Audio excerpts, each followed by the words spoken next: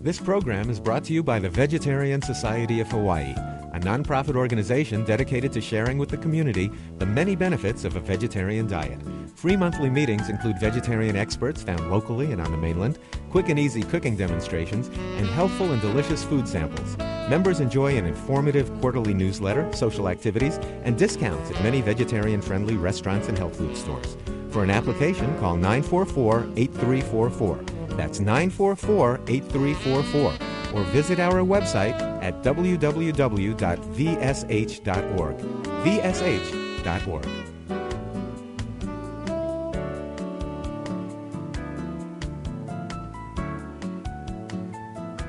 Aloha, and welcome to the monthly public lecture of the Vegetarian Society of Hawaii. It's good to see all of you here tonight. The Vegetarian Society of Hawaii, since 1990, has continued to follow our mission of promoting human health, animal rights, and protection of the environment by means of vegetarian education, as we've grown to become one of the largest nonprofit vegetarian societies in the nation. We're pleased to have you here. We'd also like to encourage those of you who are not yet members, and even those of you who are not yet vegetarians, to join the Vegetarian Society of Hawaii tonight.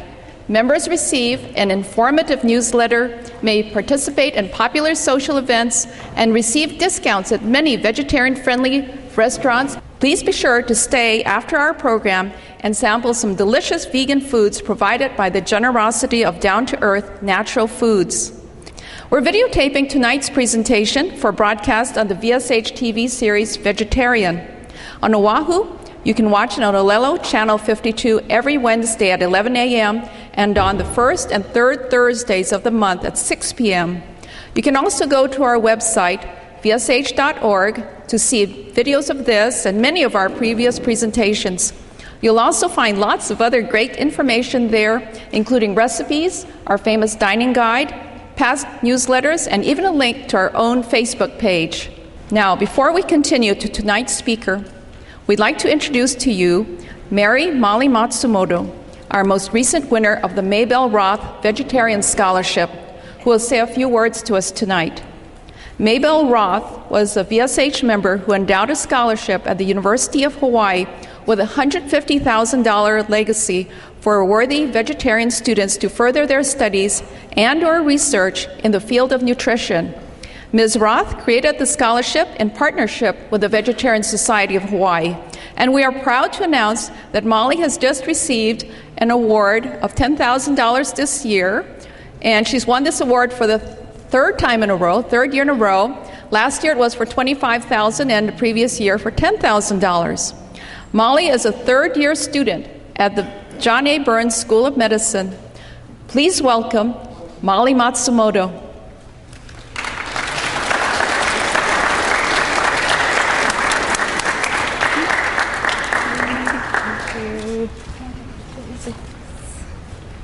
Hi, I'm proud and honored to be here with you tonight as the recipient of the Maybelle Roth Vegetarian Scholarship. I've been a vegetarian for the past 25 years, and although my reasons for becoming a vegetarian at the age of 5 probably had more to do with Miss Piggy than with the health and environmental benefits of a vegetarian lifestyle, as I've become an adult, it's been a choice and a lifestyle that I've come to wholeheartedly embrace, and I believe strongly in the benefits of a plant-based diet to myself and to the planet. I never imagined that there would be any sort of financial benefit to being a vegetarian. Very surprised to find the scholarship on the UH website. It illustrates how acting out of principle can have rewards. And I thank all of you for your commitment to creating a vegetarian community that supports vegetarian students. As a medical student, I've tried to raise awareness of healthy vegetarian choices, and in the future I hope to be able to give back as a doctor, as a community member, and as someone who holds vegetarian principles dear in her life.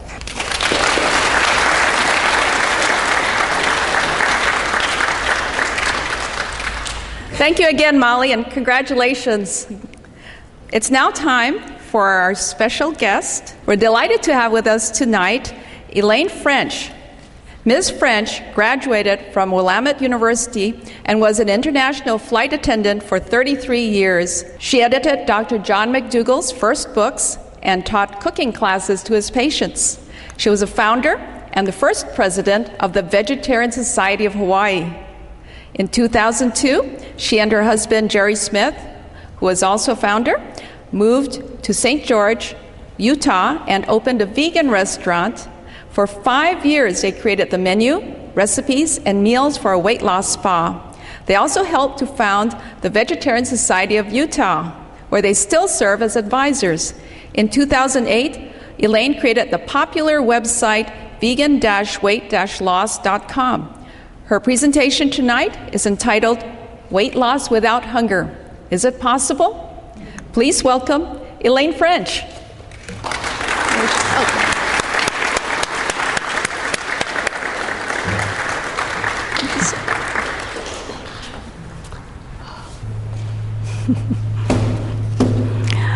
Thank you. It's very nice to be here. The years that we lived in Hawaii, I was here for 28 years from 1974 till I guess it was 2002 when we left. There were 4 of us that started the organization, husband Jerry, myself, Bill Harris, and I was looking for Andy Mertz. Is he here tonight? He was our first vice president. But it was a great experience, and the reason we did it really was because I'd been working for Dr. John McDougall while he was here in the islands, and working for him was a whole network of activities and potlucks, and we met a lot of vegetarian people that way.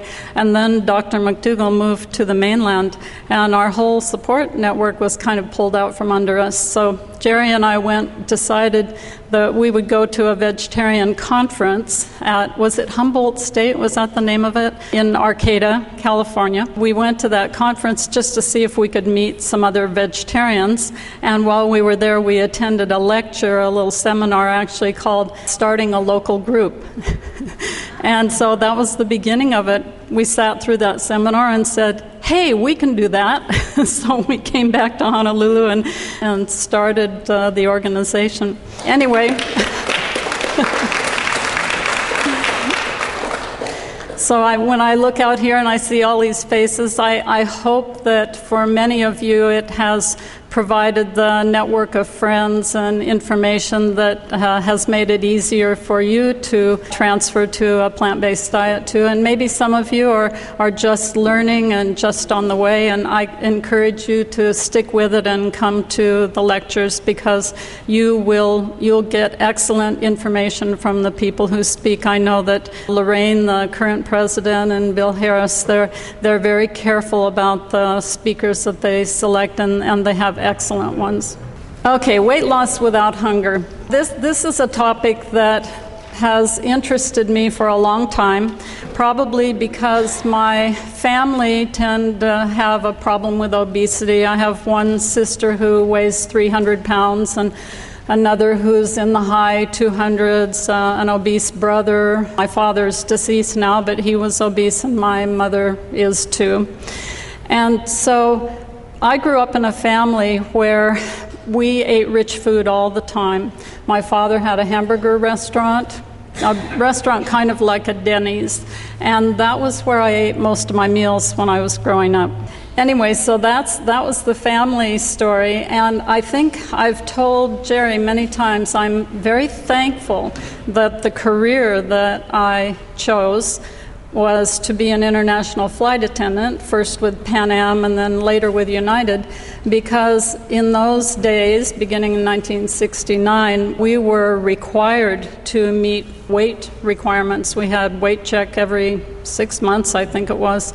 And so I was continually dieting. I tried just about every diet, and I would barely squeak by and pass weight check, only to gain 10 or 15 pounds over the next 6 months, and then diet just enough to pass weight check again. I'm grateful, actually, that although it was kind of discriminatory, I'm really grateful that I had that weight check, because otherwise I probably would have ballooned up to the weight of my siblings.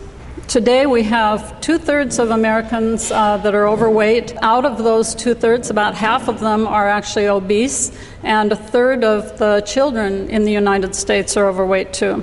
So there's something really seriously wrong here. Many people talk about it, but I think that it comes down to a problem that many of you, if you've had a weight problem, have experienced the same thing that I did, which is you go on a diet and it works for a while, you lose some weight, and then eventually you get so hungry that you just can't stand it anymore, and you think that you have no willpower, that it's your fault, and you go off the diet, you binge, you eat like crazy until you gain all the weight back, and often you even gain a little more. You may even gain 5 or 10 extra pounds, so you're in worse shape than you were when you started. Now, many people who have been through this, what we call yo-yo dieting, are a little bit afraid to go on another diet because they've heard the things about how it's actually better to be a little bit overweight than it is to continually yo-yo diet, gain the weight back. And that probably is true to a certain extent because, first of all, when you lose weight, a lot of the weight that you lose is muscle, or some of it is muscle. If you gain it back rapidly, as you do during yo-yo dieting, you often are gaining back fat instead of the muscle that you lost. The other thing that happens that is bad for your health is that when you gain weight rapidly, especially by eating rich foods, which is generally what causes it, you lay down a soft new plaque in your arteries. It's not the hard calcified plaque that's been there for years, but it's a soft layer that's very fragile and can easily break off, float around in the bloodstream, and cause a heart attack or stroke. So if you are in that situation, you may be thinking, well, I wouldn't mind going on one more diet if I knew for sure that it would work. And this lady here, it looks like she's gotten some pretty good results. She has a goal of achieving permanent weight loss, not just temporary, not just for her college reunion or for a party or some important event like that, but lifelong weight loss. So what kind of changes are we talking about that will actually give us permanent weight loss? The problem is that we are surrounded by this toxic food environment. And I didn't make up that term. That term was actually created by a man named Kelly Brownell, who wrote a book called Food Fight. His book is actually about children and how schools often have soft drinks and candy bars and chips and all kinds of junk food, and even the meals that are provided in the cafeteria in the schools are creating to obesity in children. And he says something has to be done about that toxic food environment for children, but for adults, there's really no way to control it because adults are out here in the real world. We're not in a school situation where the grown-ups can just take away the bad food from us. I mean, we are faced with it every day. Now, this is an example of the rich, delicious to some people, and fattening food that Americans love. You can see here that the steak, those white flour breadsticks, the glass of wine, this is the key part of the meal. The tomatoes are just a decoration. This is not the kind of meal that is conducive to good health. 51% of our calories come from refined and processed foods. Now, people often lump these two words together, but I'm going to clarify a little bit the difference between refined and processed. Refined foods mean that you've taken usually one of the macronutrients in the food. So macronutrients are fat, protein, and carbohydrate. That's where our calories all come from. You've taken one of those and you've removed all the vitamins, the minerals, the fiber, anything that's really of any use, and then you've taken that one macronutrient that's left and you've eaten it, or you've made things out of it. So one example of a refined food would be oil. because you've taken peanuts or some other food and removed all the vitamins, minerals, and fiber out and concentrated the fat as oil. Now with carbohydrate, refined carbohydrate would be sugar or any of the sweeteners, but also white flour would be, because that's sort of a concentrated carbohydrate in the form of starch. Also, your protein powders that many people like and put into their smoothies, this is just another refined food, because you've removed the fat, you've removed the carbohydrate, you've removed all the vitamins and minerals, the phytochemicals, all the good things that were in the food, and all that's left is the protein. So when you think about refined foods, those are basically the things we're talking about: the oils, the white flour, the sweeteners, and the isolated protein. 51% of our calories coming from refined foods, and processed foods are foods that have been processed in some way. You don't find them in the produce section of the grocery store. You find them either in cans, or you find them frozen, or you find them in dried packages. You find often the refined ingredients mixed together to create a processed food. So a processed food is often just 2 or 3 of all the refined foods mixed together with some artificial flavors and colors.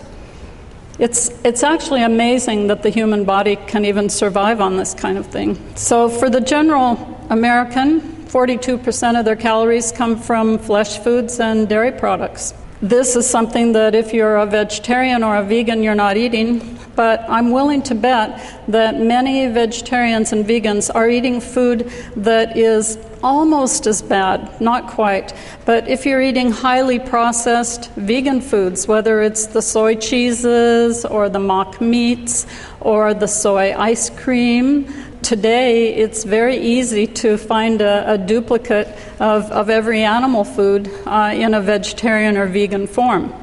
And often they have can do almost as much harm as the animal foods do. The only thing that's missing is the cholesterol, and maybe they have a little bit less saturated fat. 7% of the American calories come from fruits and vegetables. Now, considering these are the healthy foods, it's amazing that that's all that we're eating. So when people tell me, oh, I eat a lot of fruits and vegetables, I just wonder how many people actually do, because if the numbers are really at 7%, there can't be that many people that are eating fruits and vegetables.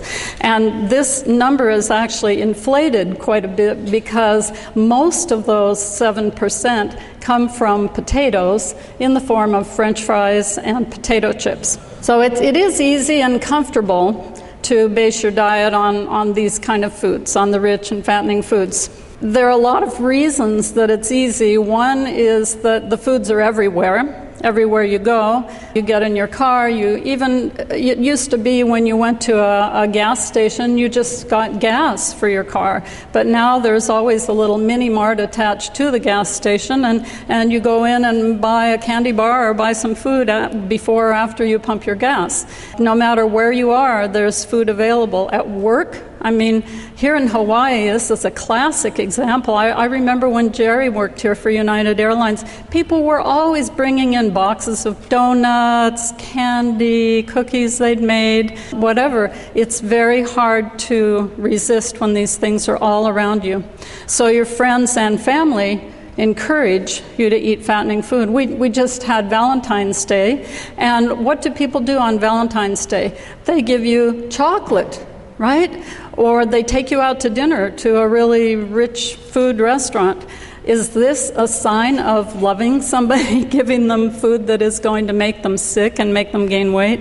There has to be another way that we can handle situations like that, maybe by cooking a healthy meal for people, or by giving them flowers instead of giving them chocolate. So this toxic food environment, it's very hard for everybody, whether you're a vegetarian, a vegan, or a meat eater, to actually find healthy foods. I mean, how many of you who are vegans have gone into a restaurant desperately looking at the menu for one dish that you could eat, and bargaining with with the server. Now, well, can you leave this out? Can you leave that out? Can you make it without butter? Can you leave the cheese off? And by the time you get it, there's hardly anything there to eat. Health professionals, of course, are all eating the same food that the rest of the American public are. And unfortunately, they get very little education about nutrition. In medical school, doctors probably get maybe 2 hours of nutrition training. But yet, because they have this, dare I say it, Dr. Harris, this kind of God complex, they feel perfectly competent to give you advice about what you eat. And usually the advice will be wrong. They will tell you to eat more fish, eat more chicken. You will see as we go along that eating more fish and chicken is not really the way to lose weight or to gain your health.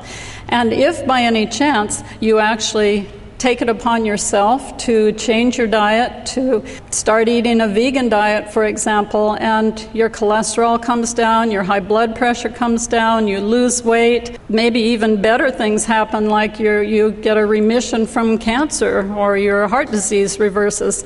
What does your doctor say? Does your doctor say, "How did you do it? Tell me how you did it. I want to help my other patients"? No, you don't hear that. The most common thing that you hear is, whatever you're doing, keep doing it. So, for some strange reason, they don't really want to know.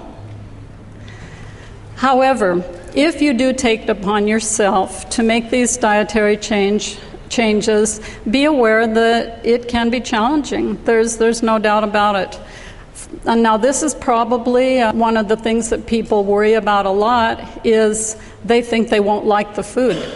It's very possible that you won't, because your taste buds have gotten used to rich food.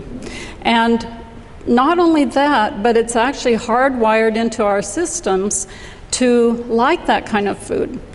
If you read the book called The Pleasure Trap by Doug Lisle talks about how, from an evolutionary standpoint, it was beneficial to us to evolve a taste for rich foods, for high-calorie foods, because if our species found those foods and ate them, put on a little extra weight, they would survive the next famine. So it's not it's not that you have no willpower or that you're a weak person. It's that it's hardwired into your genes, into all of us. And the only thing that we can do is we can be aware of that fact, and so make a little extra effort to counteract that drive, that natural drive that we have to eat rich food. When I worked for Dr. McDougall, he often said to people when he lectured, and I've never forgotten this, he would often tell them, you can learn to like food that supports your health.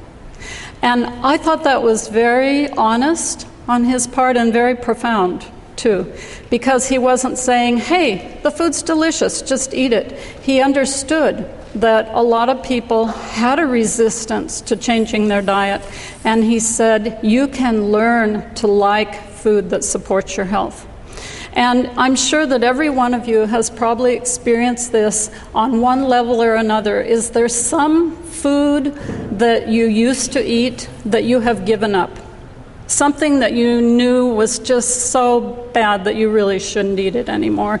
I know for me, the first thing was soft drinks. While I was still, eating meat and cheese and all those other things, I quit drinking soft drinks because I read somewhere in a magazine that one soft drink had 12 teaspoons of sugar in it. And I thought, gee, I don't need that. I'll bet I could get by on drinking fruit juice or water.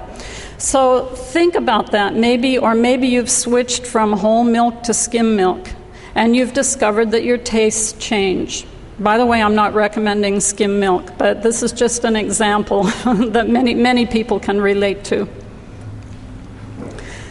If you want to have really, truly healthy food, you often will have to prepare it yourself. You're lucky here in Honolulu because you have a number of vegan restaurants. We've been checking them all out while we've been here. Simple Joy is one.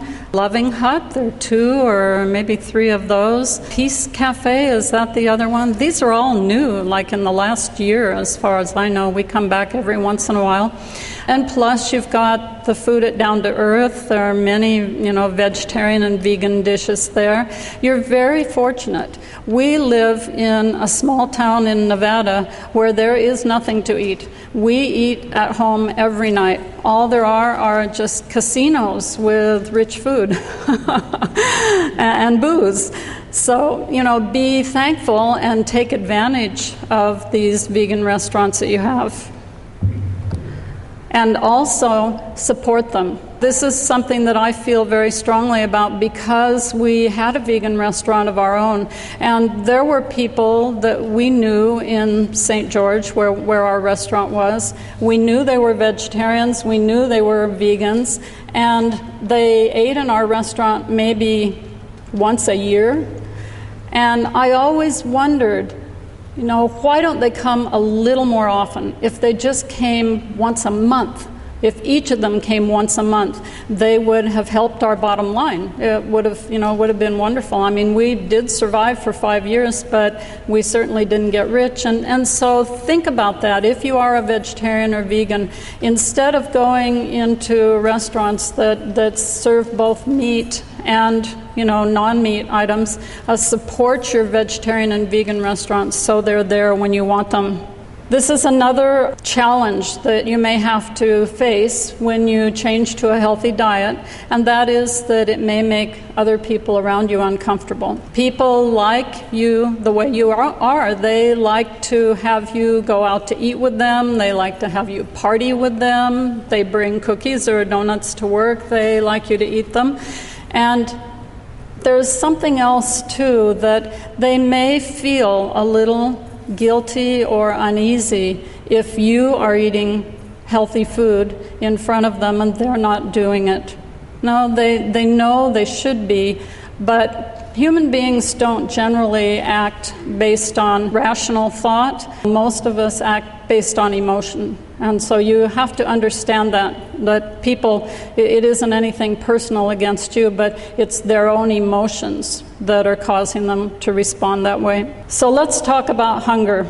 Toxic foods, okay, we talked about the toxic food environment. They actually cause our hunger drive to malfunction.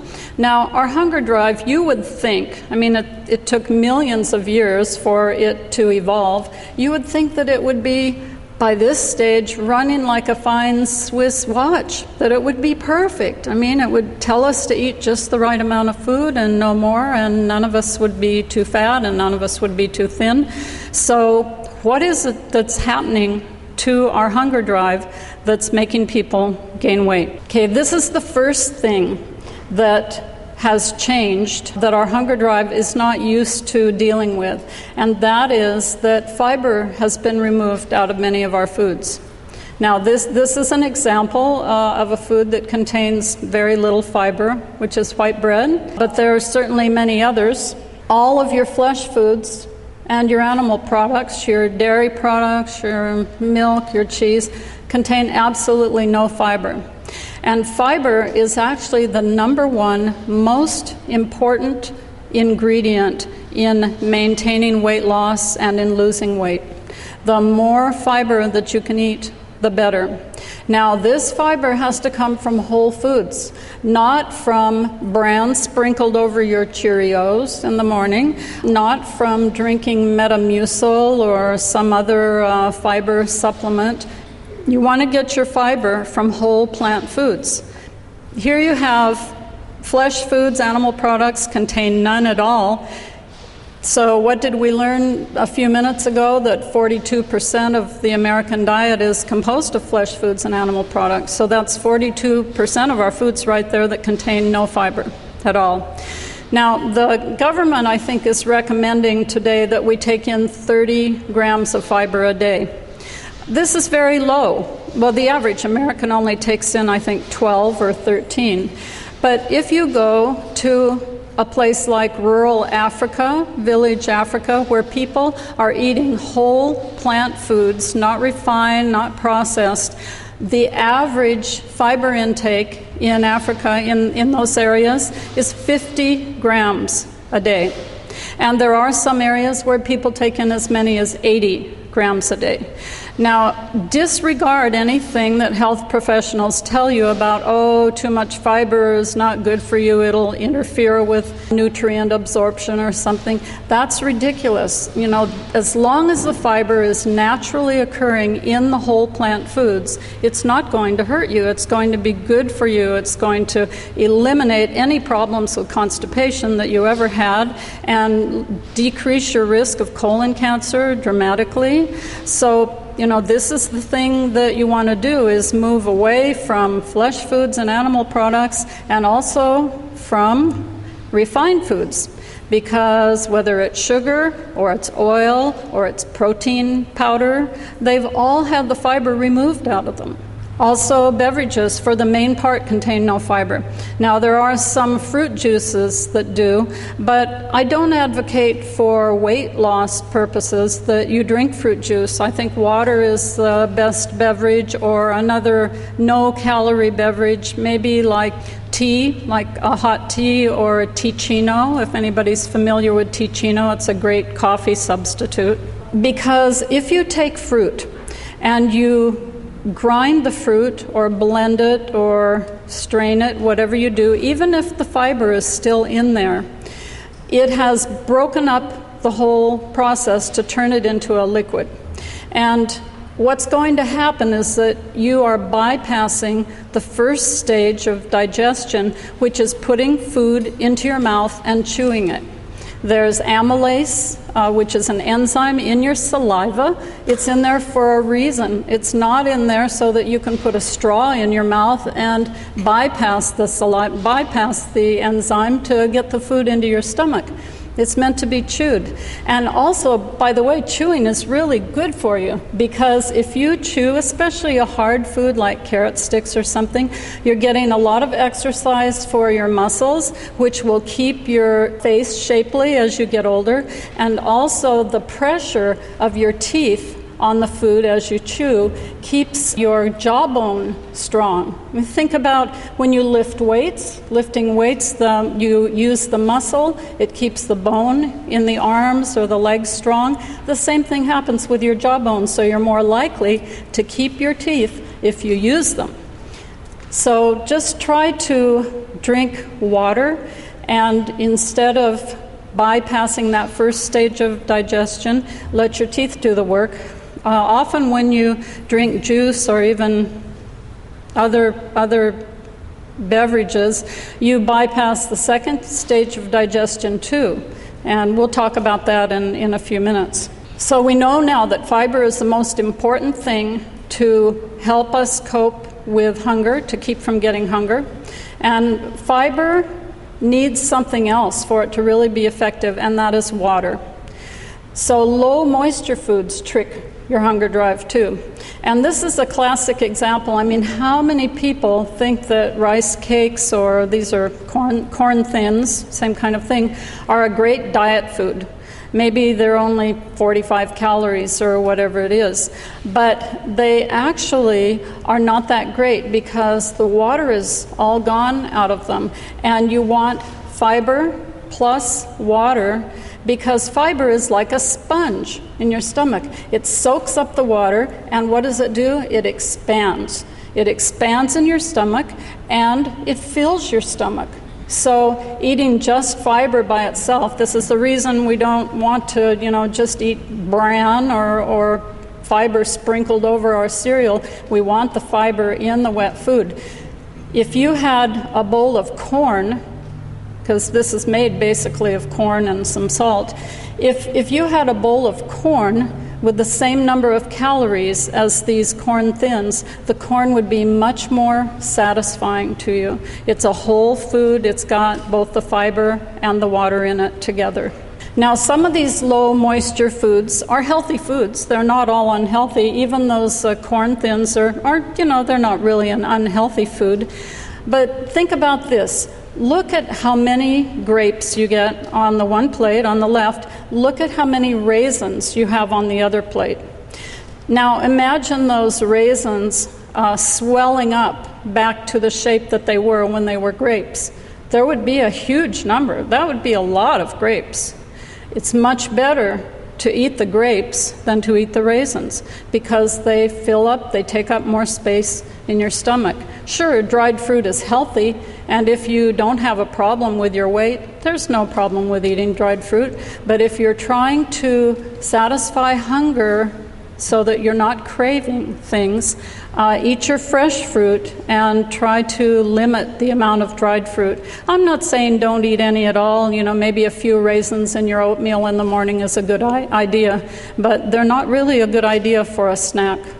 Often your low moisture foods will be processed foods. Of course, the corn thins are a processed food. I don't know if any of you have ever seen these baked tortilla chips. I think these came from Whole Foods Market. But again, you've got a food that it probably has the original fiber in it, but no water. And by the way, it doesn't really work to eat these chips and then drink a glass of water with them.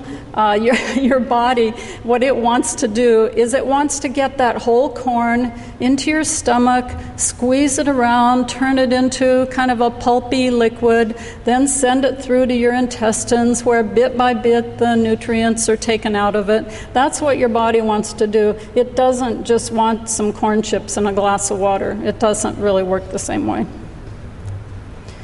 Actually, soups and stews are great weight loss foods, and it's because of the moisture content.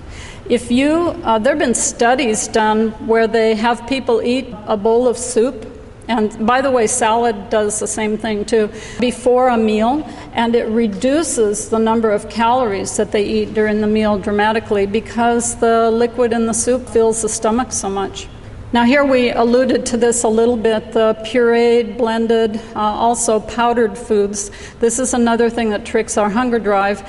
Now this gal's drinking a smoothie, and smoothies are very popular with people that are trying to lose weight. People that are in a hurry, they think they don't have time to make breakfast in the morning, so they whip a smoothie into the blender and get in the car and drive off drinking it. But again, these are calories that are going to bypass the enzymes in your saliva. They're going to go into your stomach. It's already pureed. Your stomach doesn't really have much to do with it, so it sends it on to the intestines. And before long, your stomach is empty again and you're hungry. And if you want to test this, if you think this is not true, what I challenge you to do is take the ingredients that you usually use to make your smoothie. Now, maybe they will be a banana or two, some blueberries, flaxseed, maybe some chunks of tofu, whatever you usually put in your smoothie. And on one morning, drink your smoothie, and then check your watch when you first start feeling hungry. The next morning, eat those same foods, but don't blend them in a smoothie. Just put them in a bowl and eat them. Eat the bananas, eat the blueberries. Well, you're going to have to grind the flaxseed or you won't be able to get any nutrients out of it. And eat some chunks of tofu. Now, it's not quite as appetizing, but this is a very important point. You will discover that you will be satisfied from hunger at least an hour longer and maybe a couple of hours longer than when you blend them. So any kind of powdered foods are foods that your stomach really won't have much work to do on because they've already been broken into little tiny pieces. Now this is whole wheat flour. This is white whole wheat flour. If you do any baking, you may be familiar with this. I like this flour when I make flour containing items. However, this is a problem for two reasons. One is no moisture. And two is that it's so finely ground that your stomach doesn't have any work to do to process it. Now, what would be better instead of this? This is wheat. Eat the whole wheat berries. Cook them in water. Eat them for breakfast or eat them the way you would brown rice with a vegetable stew. Eat your wheat that way instead of as a flour-containing product. A lot of people ask me, well, what about Ezekiel bread? Because that's not flour, that's not made with flour, those are sprouted grains. Well, unfortunately, you do get the benefit of the nutrients, because when you sprout the grains, you get some vitamins that are produced that wouldn't be there otherwise. However, what they do then is they dry them. They take and grind them into small pieces and then dry them to make the bread. So you've got basically the same situation that you have when you make bread from flour. There's not that much difference. I like Ezekiel bread. We use it. I think it's one of the healthiest breads there is. But it's not really any better for weight loss than regular bread made of flour. Now, there is one exception when you talk about flour, and it doesn't really look like these are whole grain, but they are. These are whole wheat pasta shells. And pasta is kind of a unique product because you've ground the grain into flour and dried it, but then it's been pressed, and I don't know exactly how they make pasta, but pressed and dried. When you cook that whole wheat pasta in water, it rehydrates, and it becomes very similar to what it would be like if you ate the wheat berries. So actually, from a weight loss standpoint, whole wheat pasta is a pretty good weight loss food. It's much better than eating bread or any of those things made of dried flour, especially if you eat it with vegetables. You put some steamed vegetables and some marinara sauce on it. Now I'm going to introduce a new term here, which is calorie density, high calorie density. How many people have heard of this term? Do you have an idea what it means? A few of you may kind of think you know what it means, but you're not really sure. But calorie density is based on research that has been done over the last 10 or 15 years at Penn State by a woman named Barbara Rolls and a whole team of researchers. And they've been studying satiety. Satiety is how long are you satisfied by the foods that you eat before you get hungry again.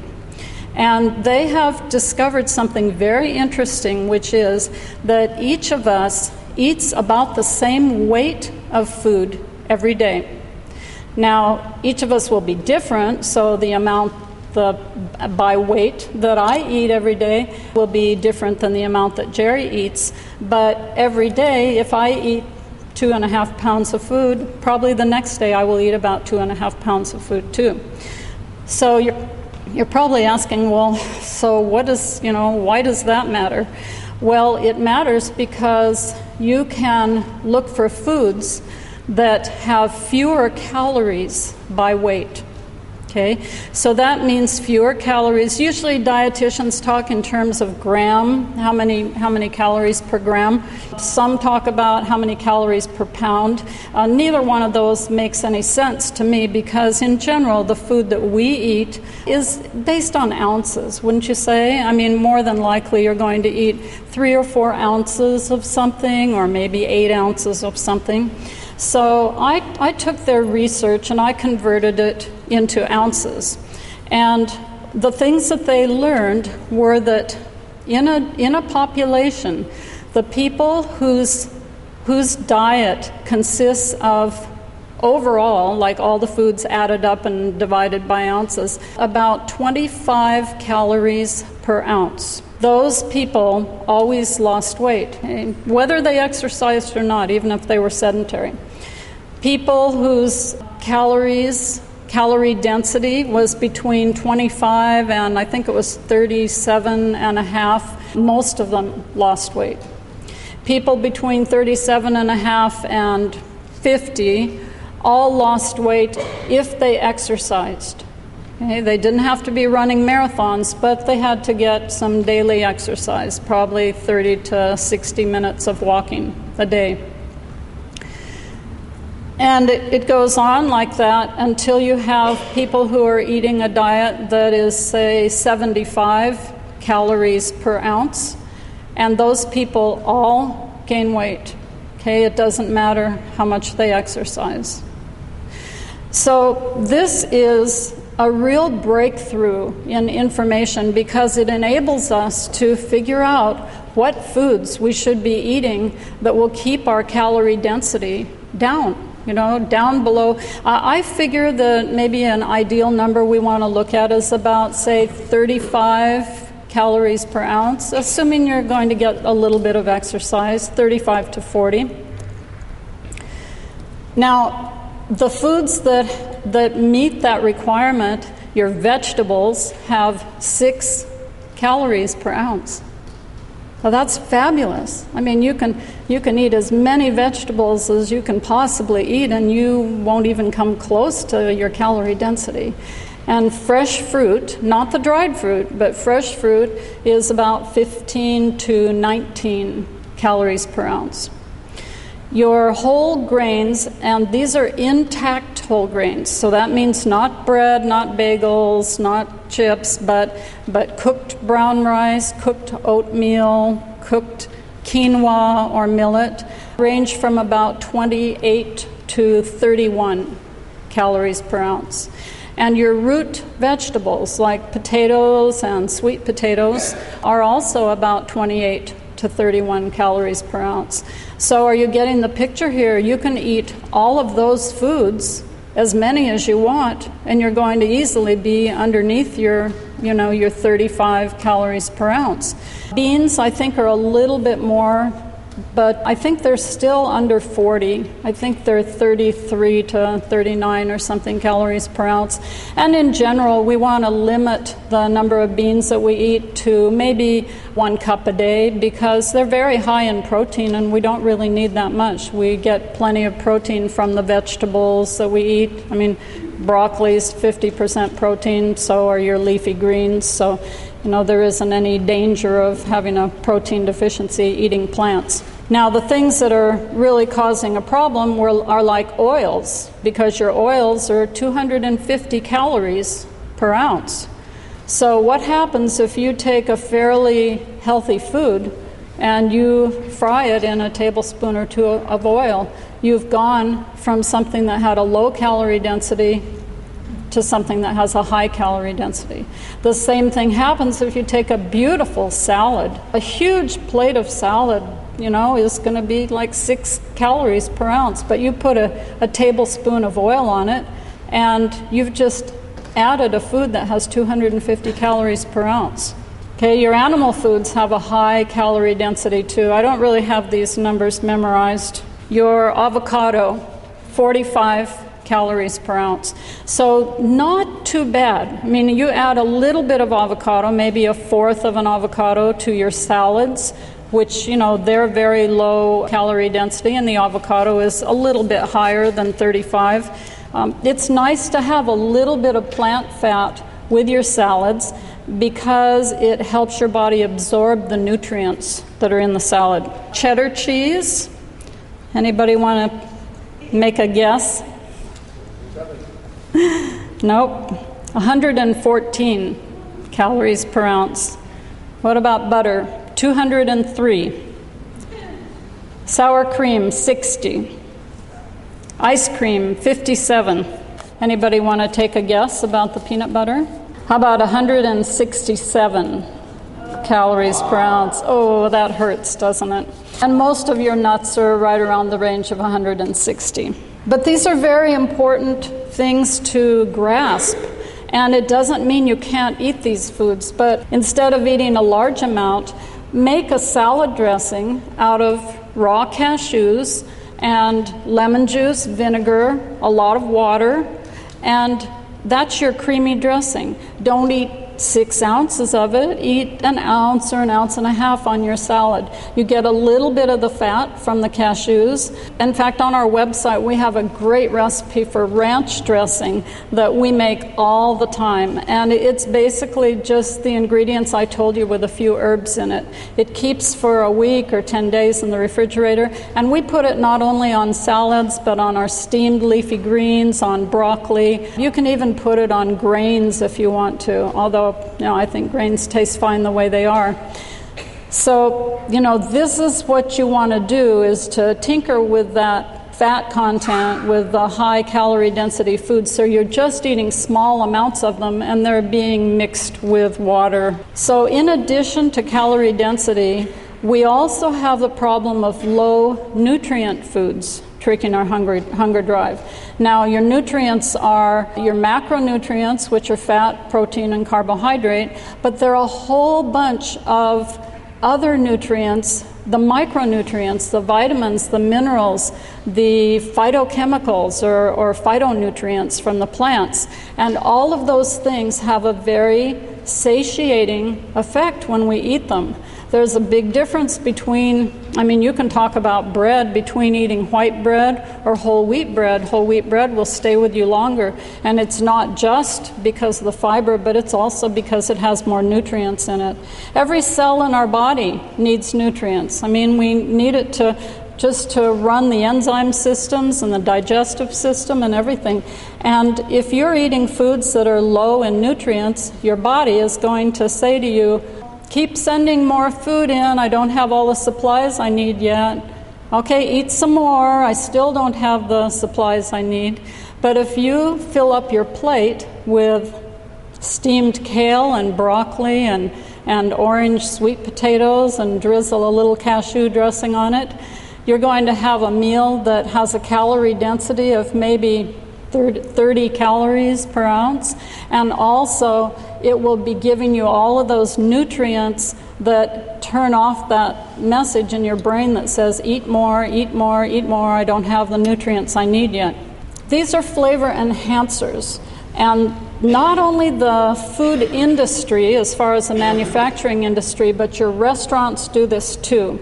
They have learned from research that there's a narrow range of added fat, salt, and sugar that enhances the flavor of foods.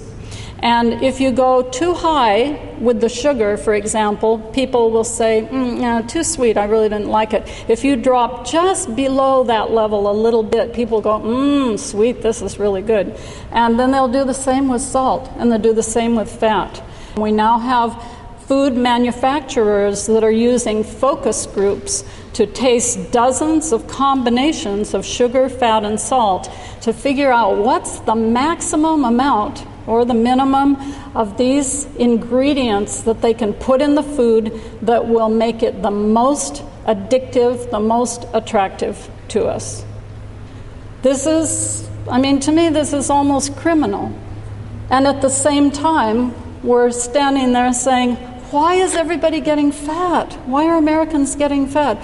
They're probably the number one cause of obesity is the food industry.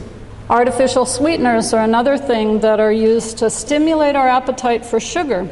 And when our taste buds taste that artificial sweetener, our body says, oh, tastes like sugar, let's produce some insulin. Let's release some insulin into the bloodstream so we can shove this sugar into the cells where it belongs.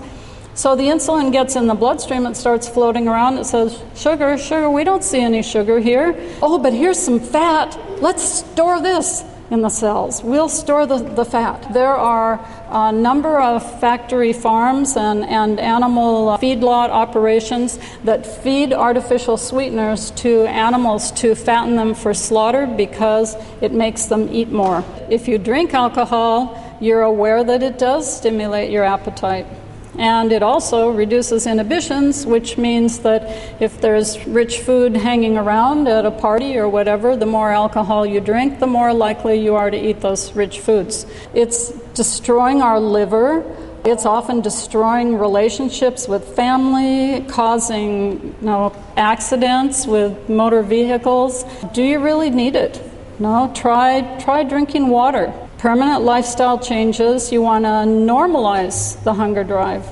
And the first thing you want to do is educate yourself. There are some books and DVDs that I can recommend. Many of the vegan cookbooks, they're often foods that have a high calorie density, especially if you buy a vegan cookbook that has oil in every recipe. So learn some low-fat cooking techniques. This is one of our favorite snacks. These are just chunks of yams, sweet potatoes, tossed in a bowl with some spices, spread out on parchment paper, and baked at a fairly high temperature, about 450. It takes maybe 30 minutes, maybe 40 max, depending on how big you cut the chunks. They're delicious. You can keep them in the refrigerator. There's no oil on them at all. We even take them in the car sometimes when we're going someplace and we know that we're going to need a meal by the time we get there. You want to prepare for your lifestyle change. If you've never done this before, get a journal and make some notes. Figure out, do you need some equipment? This is a vegetable steamer pot. You can cook great one-pot meals in this. Put your yams or your potatoes in the bottom, get them started cooking, then add some kale after about 5 or 10 minutes, and then the last few minutes add another vegetable on top, maybe some broccoli. Everything's done at the same time. You've got your ranch dressing, you pull it out of the refrigerator, drizzle it over this, and you've got a fabulous meal. Look for markets and restaurants that have whole plant foods. I like to show this picture because I want to see if anybody knows what this is. Does anybody recognize this cuisine, this kind of food? Ethiopian, that's right. It's really good stuff. So once you've got your notebook and you've taken some notes, you kind of figure out where you're going to get your recipes from and foods you need to buy, kitchen equipment, then act. Try to get some exercise. Morning's the best time before you get busy doing other things. What we do is we walk 10,000 steps a day. This is absolutely essential if you're trying to lose weight. You must eat breakfast. You don't want to go out of the house without having a decent breakfast, because if you do, the first thing that comes around, whether it's a coffee cart with donuts or pastries, you're going to be very tempted. And this is the secret, is to prepare as much food at home as you can. And if you don't know how to cook, start with simple things like steaming vegetables. Anybody can do this. It's not that hard. I hope this information has given you plenty of food for thought. I wish you the best of luck. I'd be happy to stick around and answer questions as long as you like. Thank you.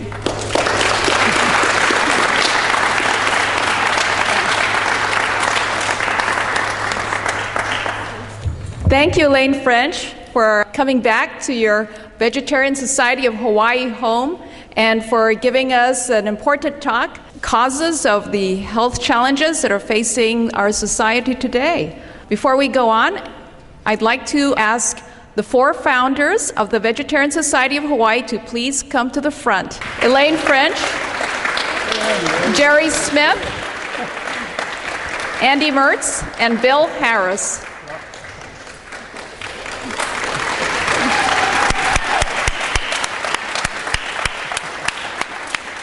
But I'd also like to call upon the former presidents of the Vegetarian Society of Hawaii, all of you to come up, including Ruth Heydrich, whom I didn't see earlier. So please come up, and Alita Rutschik.